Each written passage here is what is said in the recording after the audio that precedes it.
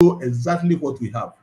And we believe that the property managers in the I don't know what the title is properly, in the presbyteries should play a very key role in monitoring this data so that we make sure that what we are getting from the district are right all the time. And if the district directors of administrations are also able to do this at the district level, then we'll start getting something worthwhile. So this is the essence of this meeting, to focus on the land data. And I will hand over to it's not different from what the process is not different from what we have in the strategic plan in terms of the way we want the data to be collected and compiled. And now I would hand over to Reverend Patrick Ama to take us through. So I'll pick an example of a congregation, and then I'll then hand over to Papa Osofo to continue with us. Okay, thank you very much, Papa Kofi, for the introduction. I would want to start with the categorization of land. So I'll try to explain the various categories of land before we move on to the congregations. So if you can help us with that. So the first category, and I wish I will always start from below, as if you don't have anything. So Papa, can we go down Yes, to none? I'll do that. Yeah. Yes.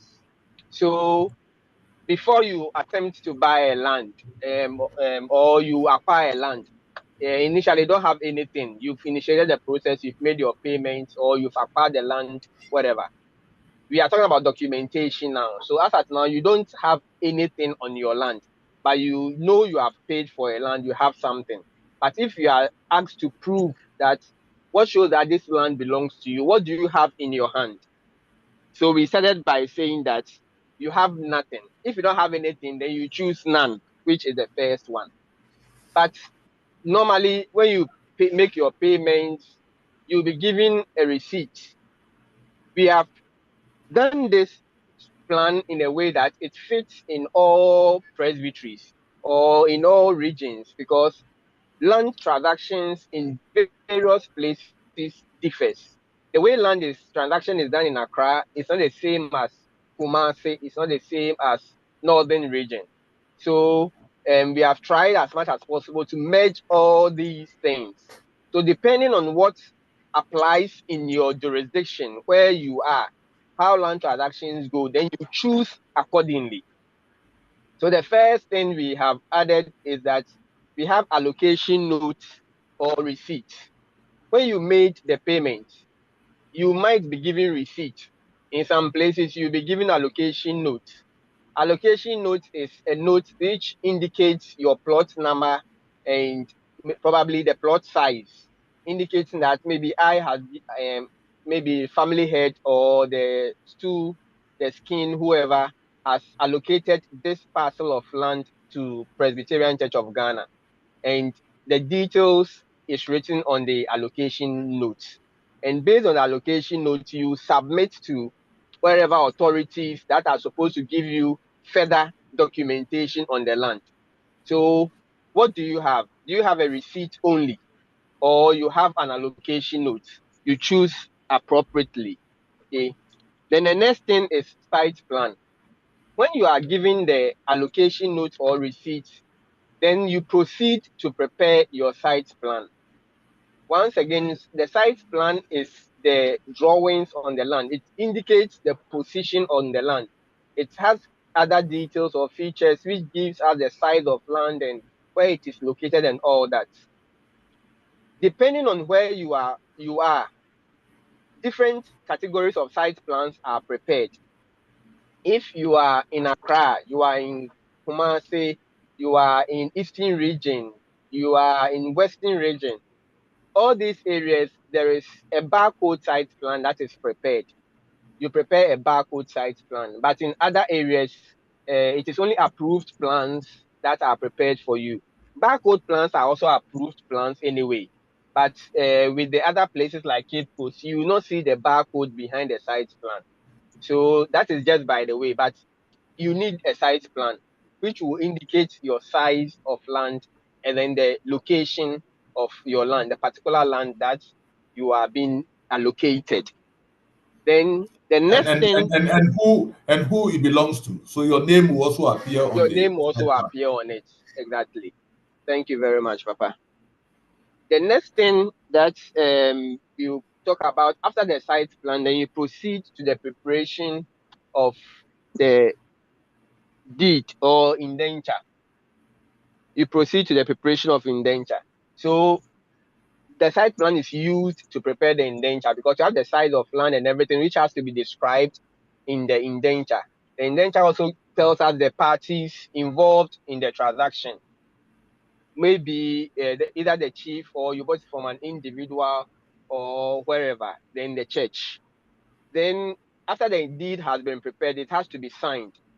So your deed that was prepared, has it been signed by both parties, whoever you acquired the land from, and the church in this context, the church? So there are possibilities that you have it, but you are yet to sign the deed or the indenture.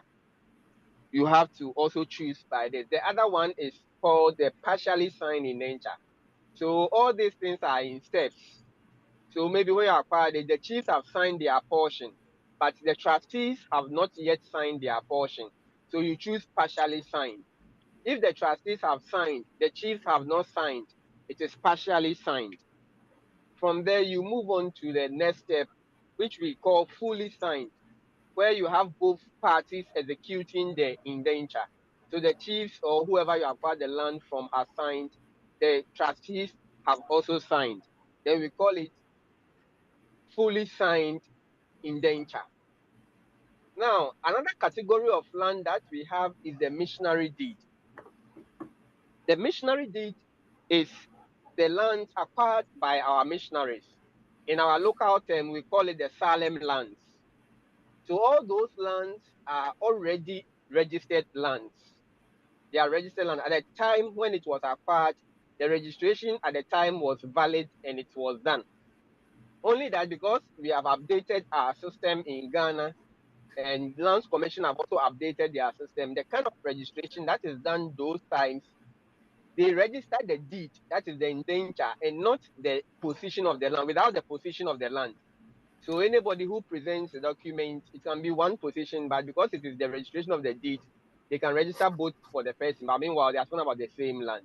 So now they've introduced the registration, including the position of land.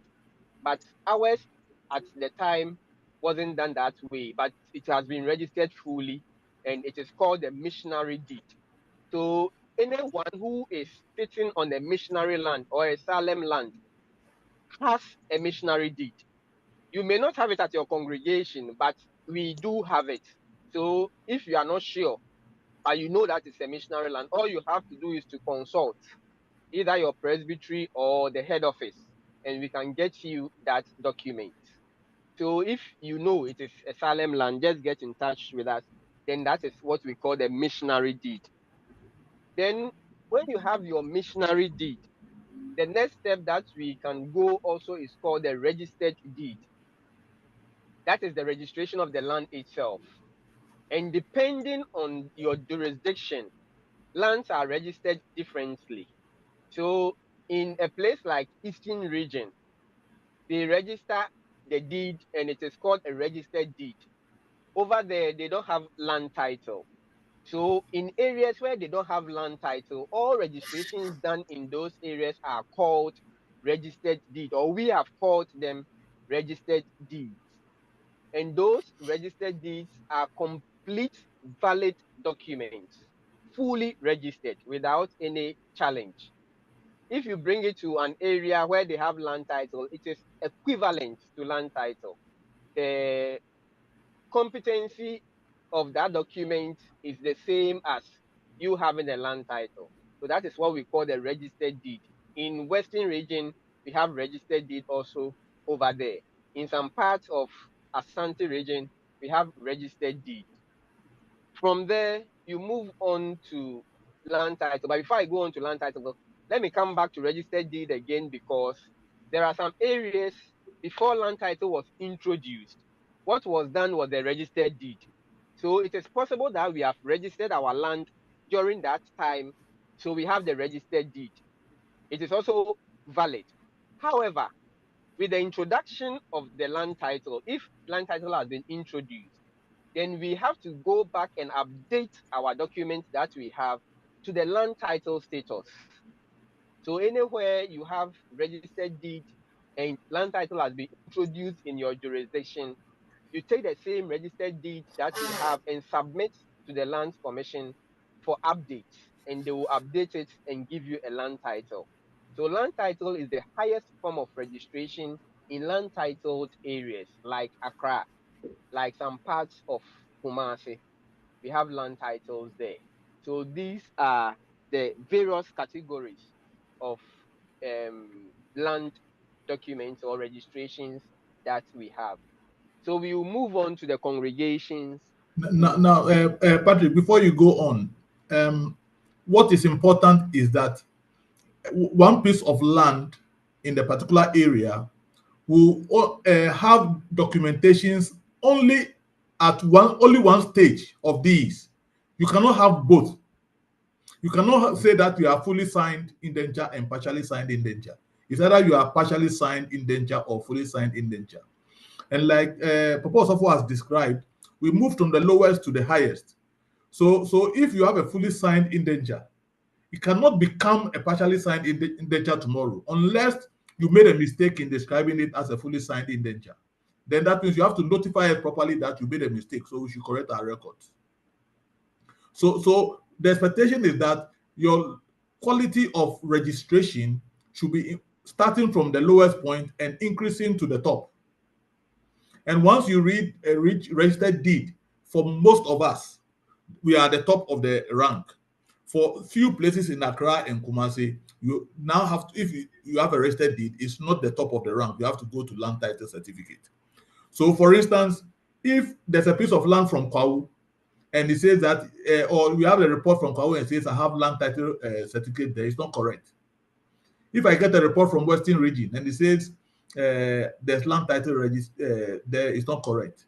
If I get something from Ejisu or Mampong in Asante region, it says it has land title registry certificate, it's not correct. So we need to make sure that we don't mix this. We have to look at the documents we have and get the assistance of people who understand these things to classify what type of document we have so that you can put the correct thing in your data. Patrick. Thank you very much, Papa Kofi. I also want to quickly add that immediately you take that you have a fully signed indenture, in our minds, we know you have a site plan already. So there is no need for us to come back tomorrow and say that there is no site plan. So before you get to the next stage, the previous stage has already been completed. So let us take note of that as well. Thank you very much, Papa. So we will move on to the congregations, then we take it from there. So in the congregation, I think the upper part, it is the normal way we fill our forms in all categories: the presbytery, the district, the congregation, and a year, current year. So when we come to the main business, which is before you go on, just let me explain that when you get this sheet is going to the district. So the district will start from first the district summary. That means the summary for all the district lands. And that district will have to enter the presbytery and the district here in these blue cells, the same way we were doing previously. And the current year, in this case, is 2014 that we are recording this thing from. Once you enter this information here, they will automatically appear where the zeros are here. So it's only the congregation which will be different for each sheet. So if you have 20 congregations, each of them will take one sheet to enter its data. So when you come to the congregations, it's only the congregation that you need to enter there, because the presbytery and the district would have appeared on each of the sheets. For instance, when you get it in your presbytery and giving it to your district, you can enter the presbytery there.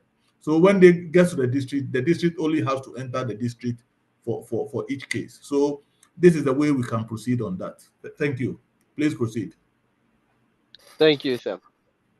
So the first item we have is the name. The name. So when we talk about the name, the reason why we have given it a name is that, and we have made provision for a number of space. There is a possibility that one congregation may have more than one parcel of land at different locations. Even if they are the same locations or the same town, they may be at different positions. So you have different documents for the various lands that you have. If you have only one parcel of land, just fill one and we are good to go. And how do you identify your land? When you mention a particular name, everybody knows that you are talking about this parcel of land. So let's say the farmland. Maybe you have different kinds of land. One you have used this for farm, one for man's, one for school. So however you describe it, that you are able to identify the land, that is the name we are talking about here. So man's land, this land, what land? Then you give us the name of the land. Where is the land located? You mention the place where it is located. Then the size of land. Size of land. Please take note on the size of land. And when we say the size of land, we want the size in hectares. The size in hectares. We have made provision for how you can get the land size in hectares. When you have an approved plan, you can just look at the top right corner of the plan and you see the land size. Normally they write area is equal to maybe 1.0 acre or 0.15 hectares. And so don't write the acreage or the size in acres, write it in hectares. Another way of helping is that we have done a table by the side to help you calculate the land in hectares in case your plan does not have it in hectares, but it has it in acres only. So you move to the side where you have a small table that will help you do your calculation. All you do there is to enter your land size, which is in acres, and the calculation in hectares would come automatically. Papa, please, can we go there to look at it? Okay. So if your land size is in acres, let's say Papa 0.02 acres, then automatically it will give you your answer at 0.41 hectares. I hope you can all see. Then you move and write the land size 0.14. Very simple. That is the answer or the land size that we want. So don't write 1.2 acres. When you do that, you confuse the system. Alternatively, maybe you have the land size 70 by 100 or 100 by 200. Normally it is in feet. The lands are calculated in feet. So all you have to write is the length and the breadth. 200 by 70. You enter, it will give you the land size in both acres and hectares. So the hectares is there at 0.13. Then you go back into your table and write it in hectares. In case you have it in meters, that's also fine. It is not usual to have it in meters anyway, but in case you have it in meters, you also enter the figure that you have on your site plan, then it will give you the answer in hectares. In a case where your land is not regular, maybe you have an irregular land, so you have 70 here, 100 here, 200 here, 300 here, you may need to consult someone to help you. If you send that information to your property managers or you just call me, I can help you with the calculation. Then you can just enter. This shouldn't take us 2 minutes to do this. Just a phone call. Then we will be able to solve the issue. So please let us take notes on that and work accordingly. So we move to land size, you enter your land size in hectares. Then we ask ongoing litigation. This time you are not going to enter anything. There is a drop down for you. All you have to do is to click on the drop down by the side, yes or no. Then you choose one. Ongoing, is there an ongoing litigation? Don't worry about the description for now. Later you describe it down there somewhere. But for now, you are supposed to just choose yes or no. So let's say there is no litigation, so you just choose no. Then you go to the status of documentation. Status of documentation. That one also has a drop down by the side, and that is the categories of land that we described. So we have all of them here. What do you have? Don't you have anything? Do you have an allocation note or receipt only? Do you have a site plan, unsigned or indenture, or partially signed or fully signed?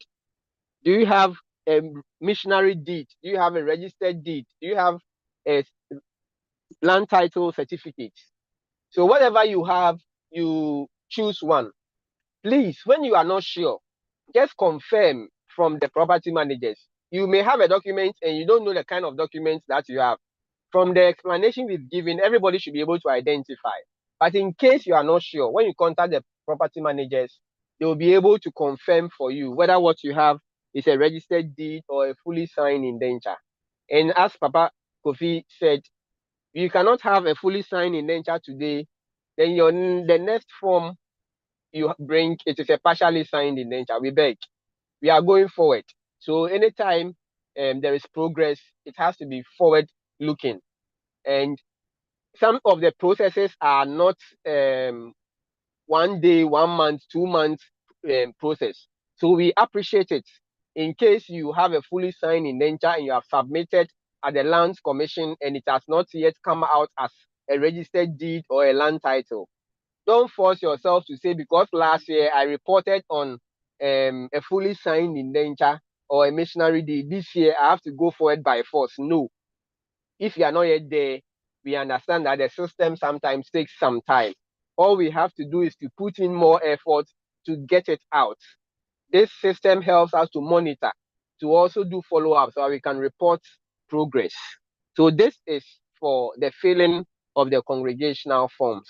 And as Papa said, the number, depending on the number of congregations you have, you fill a number of sheets and automatically it will go to the district forms and it will be collated there, as you can see on the screen. So this is for the land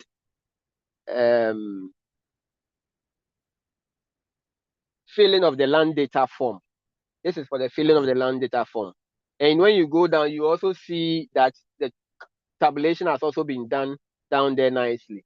The other thing we also want to briefly touch on is the insurance. Landed property insurance status projection. So by law, we are supposed to insure all our landed properties, our chapels, our manses, our offices, and those of us who have small businesses. So any place where there is public activity and even your private activities, it is important that we ensure all these places. So please let us take note. Now, what are the properties that you have? So now you are coming to state the names of the properties that you have. Your mans, you can start with mans. The name is mans. Where is the location of the mans? So it is located at Osu. As we have started with Osu, we can just be consistent with it, Osu. Then what is the use? What is the use of it? So this, for now, we know all our manses are the same as our dwelling houses for our ministers. So it is residential. Then we go to the next one. Then we want to ask a simple question: has it been insured? And insurance comes with certificate. So if it has been insured, you know by the certificate that it has been insured. Then you answer. That one also has a drop down. So all you have to do is to choose from the drop down, yes or no. If it is yes, then we want to find out, was it insured through TIB? Because the church has taken the decision that all our insurance should be done through our own insurance brokerage firm, which is Trinity Insurance Brokers. And I just want to briefly say that when you are insuring through Trinity Insurance Brokers, you don't pay extra. They only serve as mediators, facilitators for us to get our insurance done perfectly. They may advise on the company through which you want to do your insurance. They will not force you to do the insurance in any other company which is not of your choice. Maybe you want to do Downwell, you want to do Glyco, you want to do Pollard, whatever company you want to insure through, they will do it for you as you want it. And the company will let you know how much. Even some of the time the checks that we write the checks in the names of the company straight up. We don't write a check to Trinity Insurance for them to pay. No, you just write the name in the company straight and they will pay it for you and that. What they also do is that they help us in times of claim or anything. They facilitate the claim for us. We will be in our presbyteries, wherever we are, far off. They will facilitate everything for us. Then they'll just call you to come for your check. Whatever information they need from you, they'll only call you to get those information. And even with your insurance certificates and other things, they'll just send it to you either through a dispatch or the transport agencies, and you receive it wherever you are. So it is not a big problem at all saying that Trinity is located in Accra, and because of that, we cannot phone call away. Also, they have gone to certain presbyteries to train some of the people. I am fully aware that in BA, they have been there. So they have agents in some presbyteries that they facilitate these things for them. So all you have to do is to get in touch with your presbytery. Through your presbytery, they will contact the company and they will work things out for you. They have one in Western Presbytery as well. These two I'm very sure, but I don't know about the others. But I know they have gone to other various presbyteries to train some people and to talk about insurance. So when it is done through TIB, it helps us. Additional information is that they also have commission. They get commission from the insurance that we do. And for our information, whether they go through TIB or not, somebody is taking commission.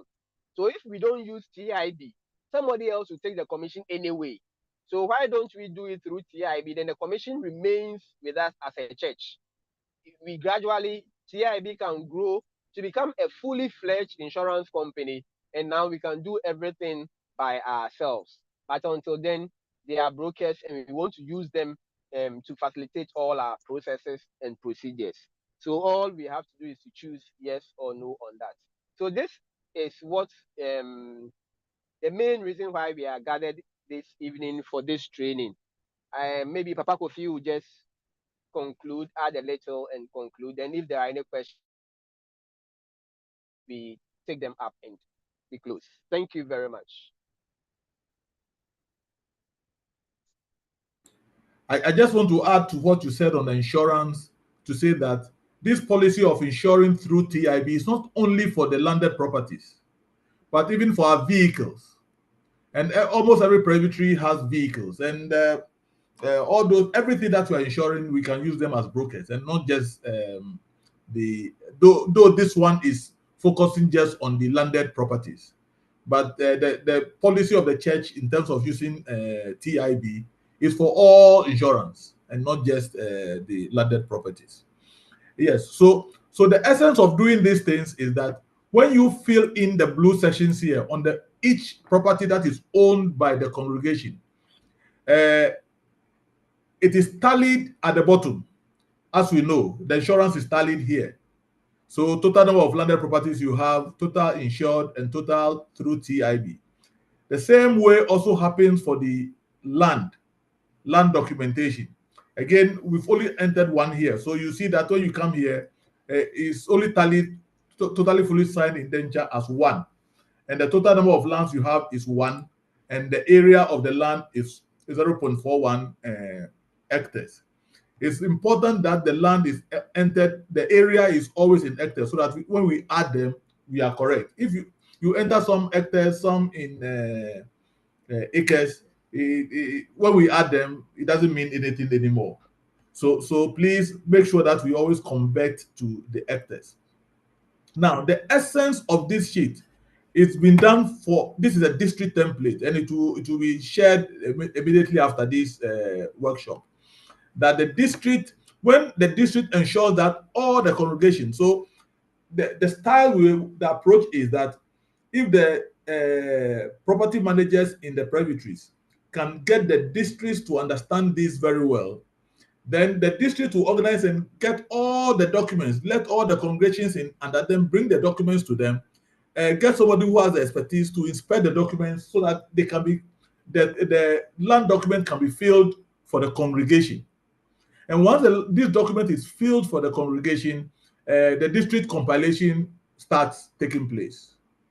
So this is just an important thing. And once we get this, then when you are filling the your TYRP for 2024, you know that this is the data that should appear for every congregation when they are coming, and then the tally should also be the same. The tally for the district here should be the same as for what do you call it? Should be the same as was in this document. And this summary sheet also, these zeros we see here, for instance, if I go to congregation 1 and I type the name of the congregation to be, we are using Osu, so let me put Osu here again. You see that when I go to the district summary, Osu will appear at the heading here. I hope you can see that. Let me zoom selection. So you see that when I typed in Osu, Osu appeared here. So all the Osu summary information will come here. So you see the fully signed indenture appears here again, and the total land 1 and the 0.41 appears here. So by looking, you don't have to, as a district, if you want to have the summary for any congregation, you can just come to this sheet, and if you scroll along, you can, for every congregation under you, up to, we've done this up to about 60 or so congregations. This is for the sake of Ashanti that has very large districts and number of congregations in the district. So you can easily on this sheet monitor, and if there's a mistake for a particular congregation, you can go and select them and see which of the properties they are making a mistake on, and then help them to correct it, so that the information that is coming through the strategic plan is always accurate. So this basically is the information. This becomes at the district level, becomes your master document to see how the status of lands in your presbytery is doing, and you can update this annually and make sure that you use it to control the next year's reporting processes. And the presbytery, if you receive this from every district, you also have the information on every congregation on their land, and when they make changes and they update it for you, you also know. So these are the advantages of doing this. We also have a place called district only. So there's the first sheet here is district only, and district only is just like the congregation. And what it means is that if at the district level you own land which does not belong to any of the congregations, then you enter them at the district only. Just like we do for the strategic plan itself. So if the district, in my district, like Community 2 owns like district, owns about 2 parcels of land, two of them in something, Ladno Wayo or something near Dodowa, and one in the Salem city that the church bought. And it was bought in the name of the district. It doesn't belong to any particular congregation. So in that case, Community 2 district will enter that data under the district only, that this land is owned directly by the congregation. All right, please, there are questions. That's all that I have to add, sir. All right, so there are questions. First one says that we have lands in some rural communities in the Northern Presbytery, which were given to them free, but there's no initiative by the community leaders to document the lands. So such lands are not even or technically measured. What do they do in this case, in this situation? Whatever land you have, get somebody to help you to estimate what the area is, even if you don't know it accurately. It's not zero. So when land is given, it's always given in, let's say, 120 by 20 or 100 by 50 or something. There's always a local way in which the size of the land is given, and this can be interpreted in feet by feet, or in area by someone. So somebody in the district or in the presbytery should be able to help them to estimate the area that they have. So this is where the property managers, because normally they are very professionals at the presbytery level, when they have these problems arise, all they need to do is arrange with them to probably visit the place and help them determine what the area is. There are people who can have ways in which they can estimate the area of the land. Patrick, correct me if I'm wrong. You are the surveyor.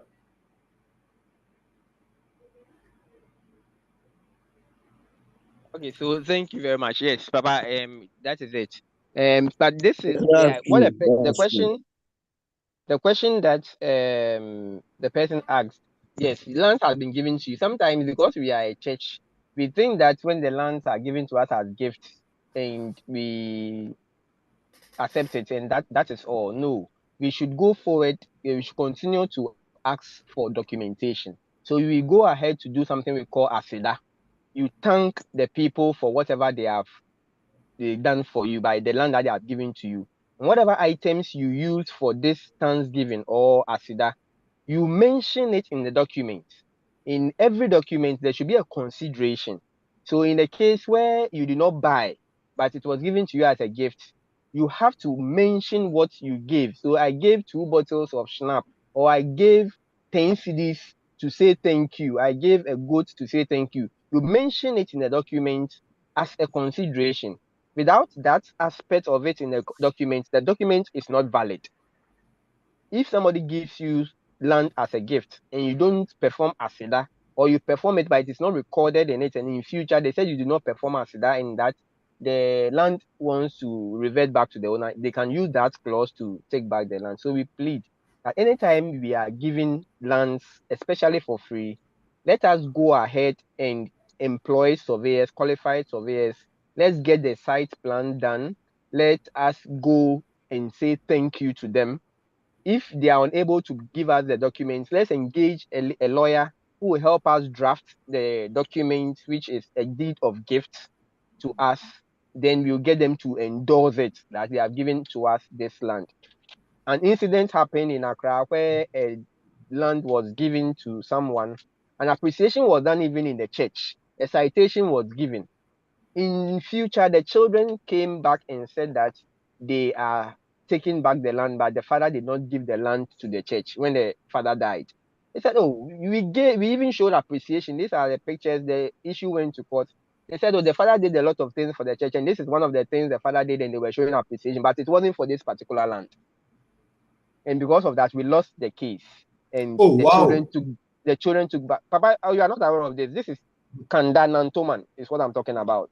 Hey, We wow. lost in that place. We are talking about good money. Here you have Good one plot of money. land at Kanda. It's in Can sell dollars. at $1 million. Yes. So we want to plead that anytime lands are given to us, even as gifts, let us spend some money on it and get the document properly done. And we shouldn't expect the person who gave it to us as gift to also spend and prepare documents for us. No, the person may not be able to do that. So we will go to that extent to get it done. So that is what I want to say about that. So what you are saying is that the minimum is that even if you are in the village, if you don't even have the money, go and beg your district or presbytery to come For and presbytery to come in, yes. help you survey the land. And normally, in the church, they will get somebody who is a surveyor who will come and do it at a very low cost for you. But once it's documented and signed, and you take it to the original people, and they also say do a basic document for you, and they also sign, and then you know that you are covered. So we should always get that done. I think that's what I hear also to say. Then But you know the area. additionally, there is a land administration fund which every presbytery have reported, according to my records, that they have the fund. And that fund is supposed to also support some of these land issues in extreme cases. So anytime you are in need of such and the congregation is unable to help itself, all you have to do is to apply to the presbytery. They would do their own inquiries and see if you really qualify for it, and truly you don't have. The presbytery will support you with the land administration fund. Even if they're not able to support you fully and they are able to give you something, you can also top up and then get the documentation done. So please let us take note. In fact, even the land administration fund is supposed to be in all courts. Congregation is supposed to have land administration fund. District is supposed to have the presbytery, and even at the head office, we do have land administration fund. So we encourage everybody to fall on it in extreme cases. So there's a second question. It says that they have washrooms built separately near their chapel. Should they consider that as also a landed property? A separately built washroom, should it be considered as a landed property? Yes, it is. But what happens is that if the insurance people are doing their valuation, they will add it to the chapel. We may not treat it separately. So when you are insuring the chapel, you can add that one to it as part of the chapel, because it's an extension of the chapel actually. It's the people who come to church, they use that. So it's an extension of the chapel. So it is added to the evaluation that is done on the chapel, then it is worked on. Okay. So the next one is that let me ask a follow-up question on that. For instance, if you go to Jowlu in Accra here, they on the plot, the same plot of land or the same parcel of land, they have a church, they have a school building, and they have a manse. How would they, when they're doing insurance, how would they handle this? So that's when you handle them separately. You do that of the chapel, you do that of the manse, you do that of the school, because the risks are different, and insurance also goes with risk. There are places where the risks are high leveled risk. There are places where they are not high. So, and the kind of people who are there are also different. So you cannot compare residents to commercial places like the school and the residents. We cannot box them all together. So we do them separately, like that. Yes, sir. Thank you. Someone wants you to go through the conversion in hectares again. Someone wants you to go to the conversion in hectares, and someone wants you to explain the registered deed. If you can do that too. Right. Conversion What we and are saying then about the hectares is that all the site plans that you have, the size of land has been written at the top. All the information you have at the top will maybe plan of land, then the owner, the name of the owner will come, maybe Presbyterian Church of Ghana or the registered trustees of the Presbyterian Church of Ghana. The scale will come on the left. Then on the right, you have area, that or the acreage. Then you have it in hectares as well. So 2 is written there. Both the acreage and the hectares are written. What you do is to choose the hectares. In case you have it only in acres, then you go to the right side of the same sheet that you are filling. On the right side, there is a table there that the computation has been done inbuilt already. So just input the acreage that has been written there into the acreage column, the blue column that you have there under acreage. So the first one is feet, meters, and then you have acres. So just enter the acres there, and automatically it will convert it for you and give you the hectares size, the size in hectares. If you don't have it that way and you have the size of land on your plan, let's say you have it 70 by 100, all the other sides, 2 sides are 70, 70, then the other sides are 100. Then you just enter 70 by 100. It will give you the size in hectares. If you have it in meters too, you just enter 2 sides. It will give you the answer in hectares. But in the case where you have it, it's not regular. It's not a regular rectangle where the sizes are the same. It's an irregular object. So you have about 5 sides or more than 5 sides. All you have to do is consult, because we didn't add that to the computation on the right. So you just have to engage a surveyor, show your plan to him. He will use the sizes on the land to calculate the acreage or the size in hectares for you. Then you write it. And I'm making myself available that anytime you have such a challenge with your land size, when you get in touch with me, I can do it within few minutes for you, then you can input that figure. When it comes to the deed registration or the registered deed, we are saying that the registration process, the final thing we look out for are two things, depending on where you are located. When you go and acquire land, we expect that after the acquisition, go and register the land. In the registration, the end result of the registration may come in two folds, depending on where you are located. So if you are in a land title area, then you come out with a land title. But if you are in an area where there is no land title, then you come up with registered deed. So we have mentioned a few areas where you have the registered deed. So a place like Eastern region, all they do is the registered deed. They don't have land title there. When you go to Western region, they don't have land title. When you go to some parts of Asante region, they don't have land title. I even think Central region also doesn't have land title. They do registered deed. So that is the highest form of registration you can get in jurisdictions where they don't have land title. So that is for the registered deed. It is the highest form of Patrick, registration. correct me. I thought land certificate is only available in Greater Accra region and some parts of Kumasi. Outside Yes, that, please. all other places should be registered deed. Is that not correct? That is correct, sir, to the best of my knowledge as of today.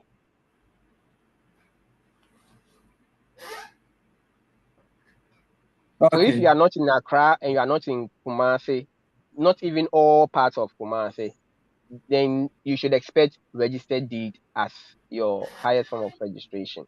And that one is the same as the indenture. Your indenture that you submitted for registration, maybe you submitted 4 copies. When they finish, they will just give you 1 copy and they will keep the other copies so that in case your copy that has been given to you, you can't find it, you apply for a certified true copy, they will give you another copy from their office. But when you finish, they'll give you 1 copy, the same indenture you submitted, but you see various stamps on it. Land registration division or land registered stamps on it, and stamp duty stamps on the document, plenty stamps. When you see those plenty stamps, it is assumed that it has been registered. You can confirm by conducting an official search and the name of the church must appear. About Eugene, you can move on to the other questions. Yes, so the person wants to know whether it's necessary to appoint someone who has a background in surveying and geography. Are they the only ones who qualify to? I'm sure he's referring to property managers. Yes, when you have people like that, it helps. But in a case where you don't, anybody who avails himself, we have trainings, when we attend our property committee meetings, the national property committees, where all their representatives from the various registry come, we do have training. So they are trained, and we are also connected. We have a WhatsApp platform page where if there is any issue going on somewhere and the property manager needs help there, we are able to reach out to the person. So if you have these backgrounds, it helps. But in a case where you don't have, that's okay. I think it's not just surveying and geography. Sometimes those who do land economy, they are also able to help land economy. Yeah, and these are the professions who are related to this most. But for instance, if you have an engineer who deals with properties, it does estate developers. They are a group of even lawyers understand these things a little bit more because they understand the law and they can guide you in some of these areas. So there are other people with other professions, or because of what they do on a daily basis, they have some experience with some of these things. The only thing is that you have to be cautious because when it's getting too complicated, then you have to consult the right professional. But in terms of simple interpretation, for like me sitting here, I don't have any degree in surveying or land economy or those things. But generally, I'll have a general understanding. But if I have a document and I'm not too sure whether it's fully registered or not, I will go to somebody like Reverend Amma and go and show it to him and say, "Is this thing fully registered?" Then he knows all the type of stamps he has to see on my document before he confirms to me that I'm clean. So even with that, those of us who say we have a working knowledge, when it comes to some details, you have to either consult a lawyer or consult a valuer or somebody who is in land administration to advise you to say that, okay, you have what it takes and you are okay. Okay. So a lot of people have asked whether the presentation is being recorded. Yes, it's being recorded. It will be shared with your presbytery clerks and ICs, and so they will forward it to you. So you take note of that. Mr. Jambina Eyi Makoto, your hand is up. Please type your question so that we can address it.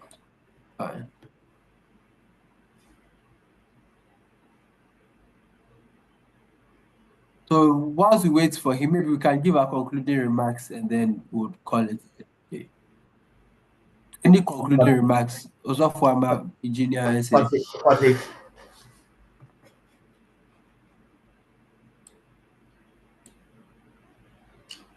Patrick, please say something. Then probably I'll also.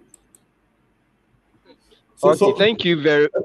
Patrick, what you are saying, can you confirm? So this is going to be officially sent to the presbyteries for them to get the dictionaries to complete this sheet. Yes, sir. Are there any deadlines?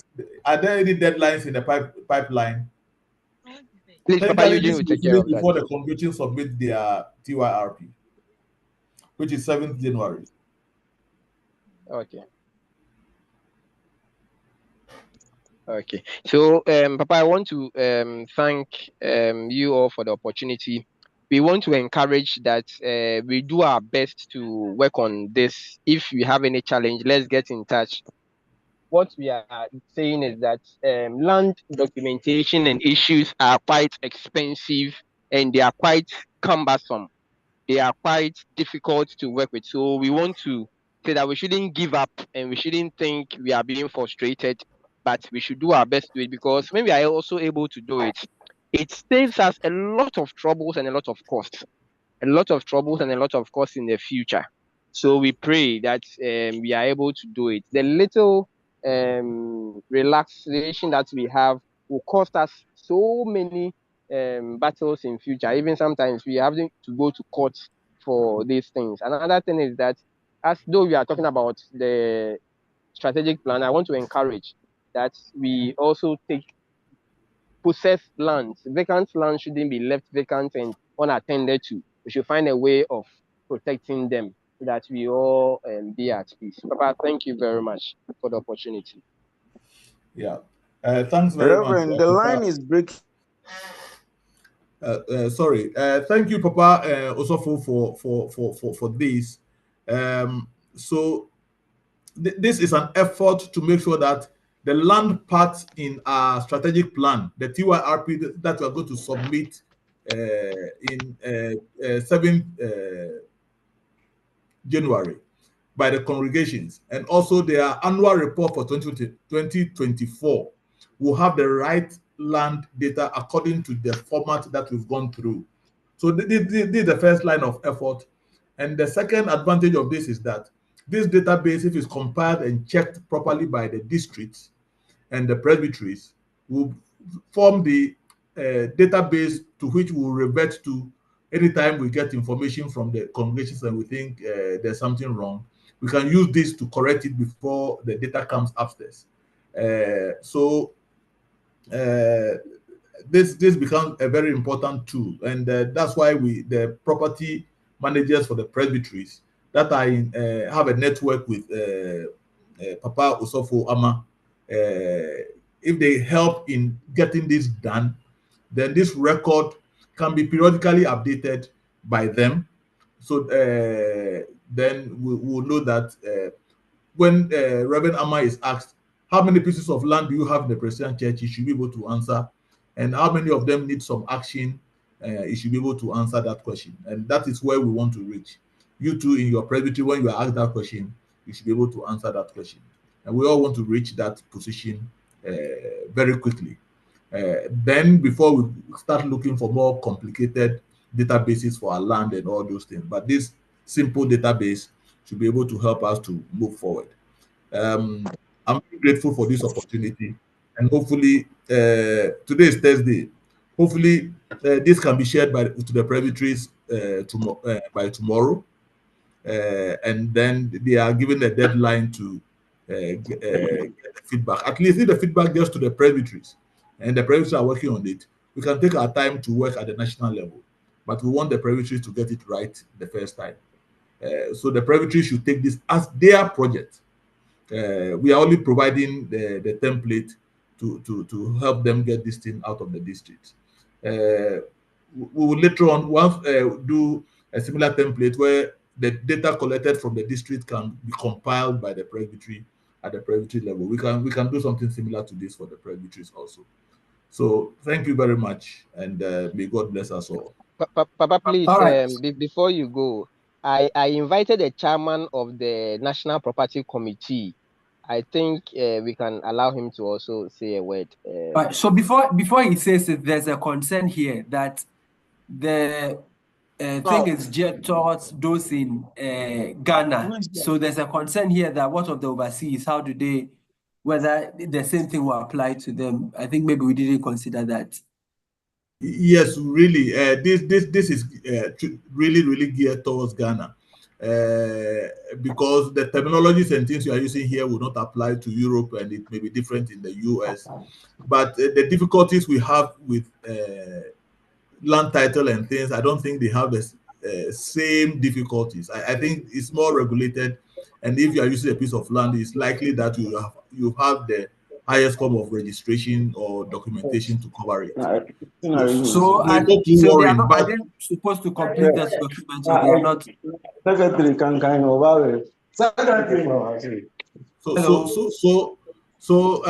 probably Patrick, you have to answer this. I don't know how we'll have to handle that, but probably we need to have some more discussions with them so that we understand whether they can feel this the way it is and how they should feel it. Probably it will be slightly different from the way the Ghana people will interpret the terminologies here. So probably we need to have a different discussion with Europe and America to understand how to advise them on this. Patrick? Yes, very well. So it's definitely, this one will not fit for them. So we will get in touch with them and know what to do. Papa Chair, good evening. Hey. Good evening, Papa. Good evening, Papa Emmanuel Awuku-Gyampoh. Yes, sir, Papa. Thank you very much for holding this very important discussion.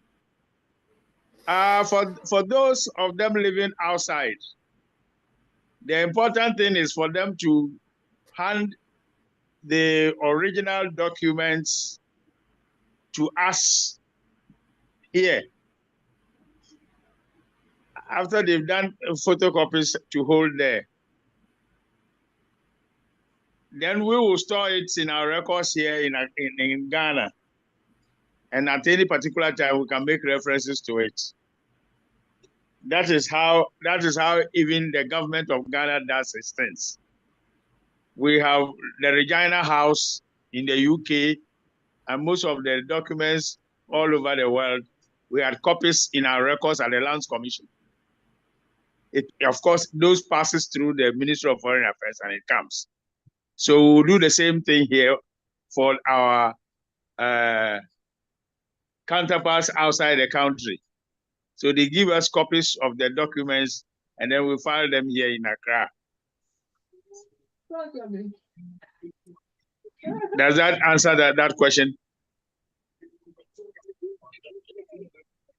Hello? Well, partly. So that would be a second to the whole thing. But just as Papa Patrick has said, so they will have to engage them and then know how, because this particular one, we want to collect data and know the number of lands that we have vis-a-vis those that have been registered. So they would engage them and then we'll see how we can also bring them on board and capture them. But just as you are saying, that would be it. Once that is done, they need to bring the documents down and then keep it. I'm sure these are things that will be discussed as well. Yamo, apart from this, do you have any other final comments you want to pass? Yeah, particularly, well, I did not sit in from the beginning because I was caught up somewhere and I came to meet the latter part. just as when Papa Patrick mentioned that I will have an issue to talk about. My problem is with the data collection at the districts and the presbytery level. You see, our constitution makes it very clear that it is the district minister and his coordinator who must collate all the properties of the various districts under them and then move them on to the presbyteries. If we go on this tangent, it will be easier for us to ascertain who has what and what the status is. But it looks as if when the information is sent down, the process of collating this information is not done the way we expect them to be done. And that is our worry at the property committee.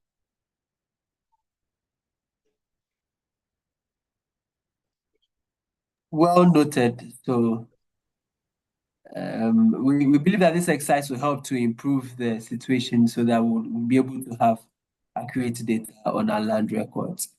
So once again, we would want to thank our facilitators for sharing with us, and I believe that it will help us improve on the work we are doing. Please let us note that we'll have a final training once the presbytery template is out, so that we would also deal with the issues that we have to. And until then, we want to thank everyone for participating. And Papa, let's not forget that it is having the committees from the congregations through the district to presbytery, which is the key. I dare say that there are certain courts that don't have the committees in place, and that is what makes the gap, brings the gap. Okay, so Papa Patrick would take notes, and then he would raise it up with. Yeah, Papa. So as we have the presbytery clerks here, we want to encourage them that they should do well to liaise with the chairpersons and get the property committees at the various presbyteries formed. We mentioned at our last property management meeting that they should have meetings, give me dates for me to attend their meetings for us to have some discussions. As at now, it is only Sefi who gave me a date, and I think another presbytery, but most presbyteries have not yet given me their date. So I want to encourage that please have those meetings and update me with the dates, and let's see what we can do. Thank you very much. Thank you. Thank you very much, too. So we would ask Reverend K.K. Sapon to pray with us. Okay, please let us pray. Eternal God, thou giver of life, we are grateful for this session as we continue to help in building the Presbyterian Church of Ghana. We thank you for the education, we thank you for the insights, and we thank you for the understanding we have so far. We continue to ask that through the Spirit, you continue to illuminate our minds to understand better. We also thank you for all the participants and all those who helped us today, Papa Patrick and Papa Yemu and Papa Hesse. We ask that you continue to help them and give them strength all the time. And so as we depart from this meeting, we want to say thank you. May we lie safely in our beds, and may we rise early with your grace abounding for us. We thank you. In Jesus' name we have prayed, for we have no other name. Amen. Amen. Amen. Shall we all share the words of the grace together? The grace The of our grace of our Lord Jesus Christ, Christ, the love of God, Fellowship of the Holy Spirit, be with us rest now and forevermore. Amen. Amen. God bless you all. Thank you very much. God bless you too. Yes, God bless you too. Yes. Mama, hi, a special greeting to you.